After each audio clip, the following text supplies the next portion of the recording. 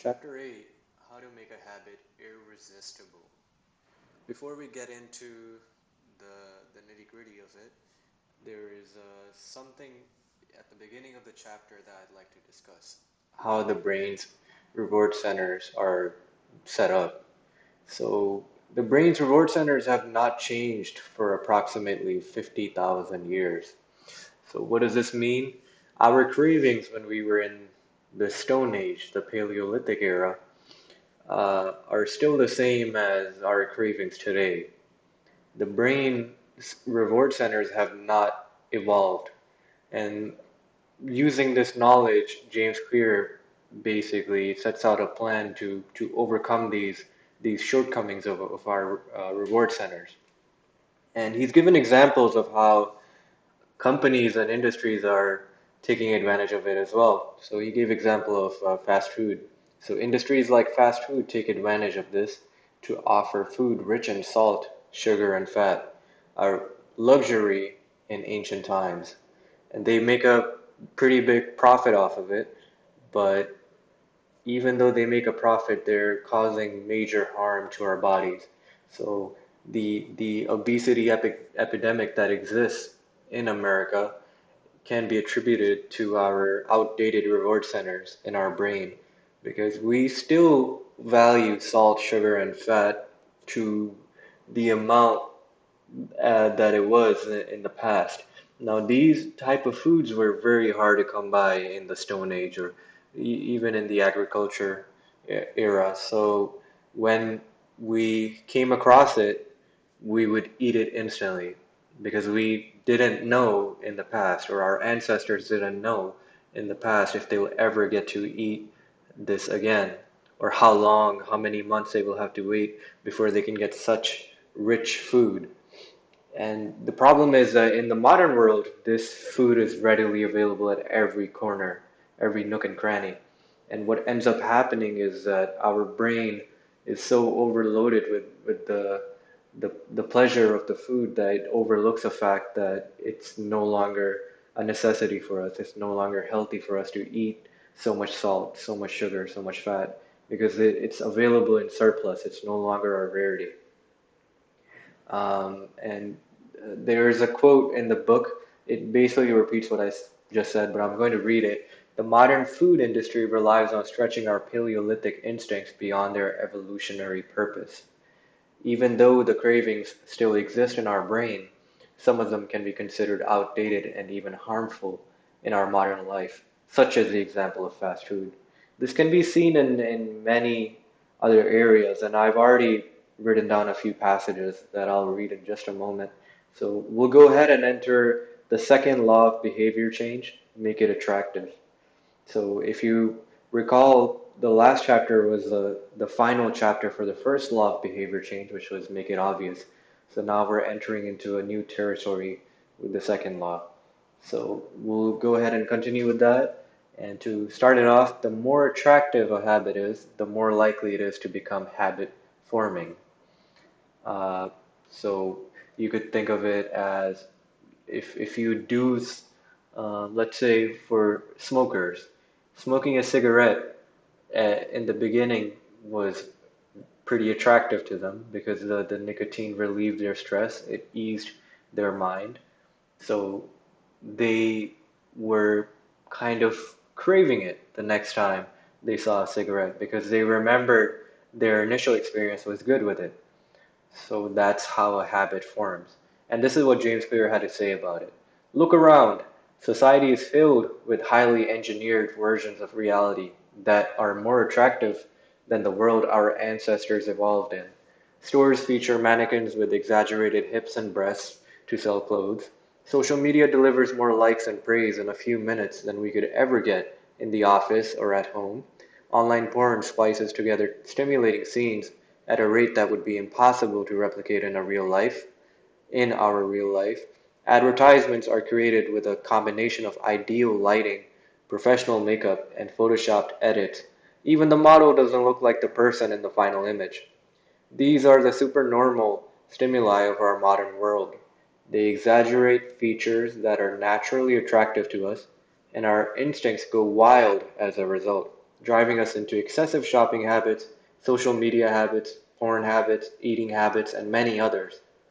So, a quote that James Clear mentioned is, "We have the brains of our ancestors, but temptations they never faced." And it is very true because the internet is a very new thing considering the 40 or 50,000 years of human race. And the temptations that come with the internet and the modern world did not exist, I would say, even a century ago. And that is just something that we will have to adapt with over time. But evolution takes centuries. So um, if you can't adapt to it, then we have to look for alternatives. And the alternative that James Clear will discuss later on um, will be introduced by the following section in the chapter, the dopamine-driven feedback loop. And he gave an example of an experiment. So I'll just go ahead and read that. Scientists can track the precise moment a craving occurs by measuring a neurotransmitter called dopamine. The importance of dopamine became apparent in 1954 when the neuroscientists James Olds and Peter Milner ran an experiment that revealed the neurological processes behind craving and desire. By implementing electrodes in the brains of rats, the researchers blocked the release of dopamine. To the surprise of the scientists, the rats lost all will to live. They wouldn't eat, they wouldn't have sex, they didn't crave anything. Within a few days, the animals died of thirst. So it just goes to show the the massive impact dopamine has on our lifestyle. If dopamine didn't exist, we would literally die because there is no reason for us to take action. Dopamine drives action. And another study that was discussed in this chapter was done in the same way, where dopamine gets blocked, but this time scientists would feed the rats sugar. Sugar is something pleasurable to both humans and rats, and it was no different in this scenario. When the rats tasted sugar, their faces lit up and they were experiencing pleasure of some sort or form. And the pleasure remained even though the dopamine receptors were blocked. But the issue is the desire died. Even though the rats liked what they tasted, they had no desire to seek it again because there was no dopamine to motivate them. So they didn't seek anything even though it was pleasurable. And that's the impact of dopamine. Dopamine is a key role. Dopamine plays a key role in our motivation, in our learning and memory, in the punishment and aversion that we receive from certain circumstances, in our voluntary movement, and of course, pleasure. Without dopamine, these things that we have embedded in our brain would not exist. Things that motivate us, things that we learn from and memorize. So without dopamine, you could say you would have no memory either, in one sense or another. So how can you use this knowledge to create habits? Dopamine is released in the brain not only when you experience pleasure, but also when you anticipate it. So predictions of rewards spike your dopamine, and a spike in dopamine increases your motivation to take actions. And here's another passage from this chapter. It is the anticipation of a reward, not the fulfillment of it, that gets us to take action. Interestingly, the reward system that is activated in the brain when you receive a reward is the same system that is activated when you anticipate a reward. This is one reason the anticipation of an experience can often feel better than the attainment of it. As a child, thinking about Christmas morning can be better than opening the gifts. As an adult, daydreaming about an upcoming vacation can be more enjoyable than actually being on vacation. Scientists refer to this as the difference between wanting and liking. And here is a graph from the chapter. I'm going to zoom in a little bit. This is the same table that James shared in the earlier chapters of cue, craving, response, and reward. And here we see some lines or line graphs of um, what happens throughout these uh, table or sections, cue, craving, response, and reward. And in the figure, it depicts before a habit is learned, which is shown by line A, dopamine is released when the reward is experienced for the first time. The next time around, on line B, dopamine rises before taking action, immediately after a cue is recognized. This spike leads to a feeling of desire and craving to take action whenever the cue is spotted. Once a habit is learned, dopamine will not rise when a reward is experienced because you already expect the reward. However, if you see a cue and expect a reward, but you do not get one, the dopamine will drop in disappointment, as can be seen in line C. The sensitivity of the dopamine response can clearly be seen when a reward is provided late, which is line D. First, the cue is identified and the dopamine rises as the craving builds. Next, a response is taken, but the reward does not come as quickly as expected, and dopamine begins to drop. Finally, when the reward comes a little later than you had hoped, dopamine spikes again. It is as if the brain is saying, "See, I knew I was right. Don't forget to repeat this action next time." So it's pretty interesting how the first time you perform a habit, because there's no cue, there's no craving or response, the only thing you feel is the reward. That's when dopamine spikes. And then in line B, the reward barely spikes the dopamine at all. It's the anticipation which comes after the cue. So right in the craving phase, your dopamine has spiked so much.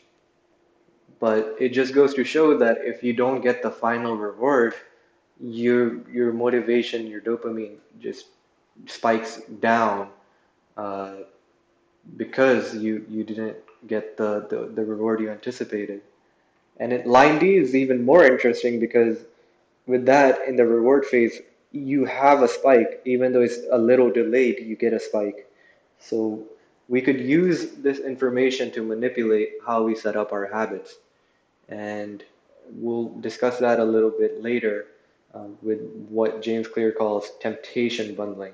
But before we get to that, let's just finish this off. The wanting circuits in the brain are much larger than the liking circuits.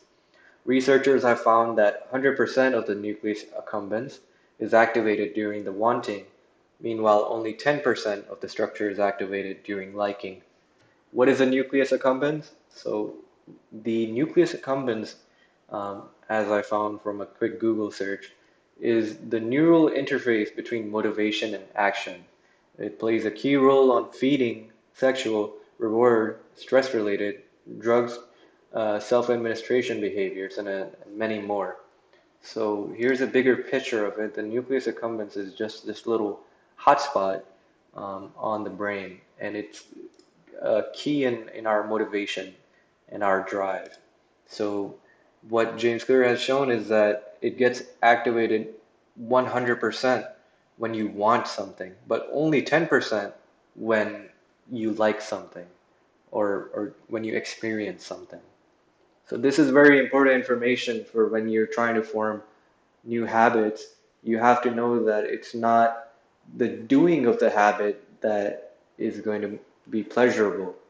It's really the craving of it. So you have to work on the craving part so that you actually are motivated to do the certain habit. So we'll go ahead and discuss that in just a moment.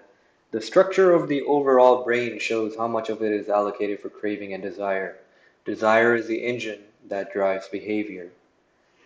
So now finally, when we get into temptation bundling, we can use this to create habits that are fun, quote unquote, and thus motivating. And an example that James gave was of Ryan Byrne, an electrical engineer student in Dublin, Ireland. So he enjoyed watching Netflix, but he also knew that he should exercise more often than he did.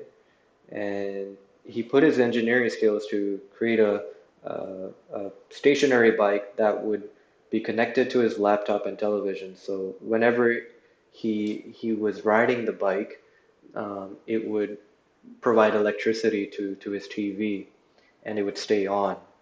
So what he would do is, as he's riding the bike, he would watch Netflix because riding the bike is something he needed to do, some form of exercise, so he needed to exercise. And watching Netflix was what he wanted to do. So he combined the two habits together into one by uh, using the skill set that he has. So as he was riding the bike, if he wanted to keep watching Netflix, he would have to ride at a certain pace. And as soon as he fell below a certain speed, the TV would uh, uh, pause. So Netflix would pause the show, and then he would have to uh, go back to the desired pace for the show to continue. And what James Clear said is he was employing temptation bundling to make his exercise habit more attractive. Temptation bundling works by linking an action you want to do with an action you need to do. In Burns' case, he bundled watching Netflix, the thing he wanted to do, with riding his stationary bike, the thing he needed to do. And uh, there's another principle that James discusses, Premack's principle. The more probable behaviors will reinforce less probable behaviors. And at the very end of the chapter, James showed how you could use habit stacking with temptation bundling. So, habit stacking, as you know, after I perform current habit, I will do the next habit. After I do the next habit, I will do the habit I want to do. So if you want to read the news, but you need to express more gratitude, the way you could set it up is like this. After I get my morning coffee, I will say one thing I'm grateful for that happened yesterday. That's the need. After I say one thing I'm grateful for, I will read the news, and that's a want. Another example is if you want to watch sports, but you need to make sales calls, you could do something like this. After I get back from my lunch break, I will call 3 potential clients. That's the need. After I call 3 potential clients, I will check ESPN, and that's the want. And finally, if you want to check Facebook but you need to exercise more, you could do something like this. After I pull out my phone, I will do 10 burpees. After I do 10 burpees, I will check Facebook. So habit stacking and temptation bundling reinforces the idea that doing things you need to do means you get to do the things you want to do. And it's a really good way of thinking about your habits because you don't want to go through your day doing things that don't make you happy because that it just won't last. Like what we discussed in chapter 7, you don't want to have your environment in such a way where you need to have a strong willpower and you're always fighting temptations. It's the same way with habits. You don't want to set up your habits in such a way where you have to fight yourself to do them because there is no temptation there. There is no willpower or there is no willingness to do those habits. So it's very important to set up your habits in such a way where you actually want to do them. If you want to exercise, think of something that you'd like to do alongside while you're exercising. A very common thing is when people work out, they listen to the music that they enjoy. That way they can actually do the exercises without getting bored. Because something that is repetitive is something that will eventually be boring. So you have to think of ways to keep it interesting. And when you're doing workouts, a lot of the time you're going to be doing the same workouts just over a span of many different days, like push pull legs. That's my routine. But the workouts remain the same for the most part. And eventually you're going to get better at them as you learn each way of doing a certain exercise, the posture of it, and the amount of reps you need to do. So you have to keep it interesting by either adding new exercises or simply listening to music or watching TV or listening to the news, whatever will get you motivated enough to perform that certain habit. Now, for me, like when I'm making YouTube videos, there is that thought of the rewards I can get, the subscribers I could get, the views, the money, and everything good that could happen with it. But when I'm making the videos, those rewards don't come instantly. So I'm setting myself up for failure if I think like that. Because what would happen is I would make a few videos, and when I don't see the reward that I'm expecting, I will stop making those videos. So what do I do about it? I changed my mindset. When I make these videos, I think of it like this. It's a revision for myself.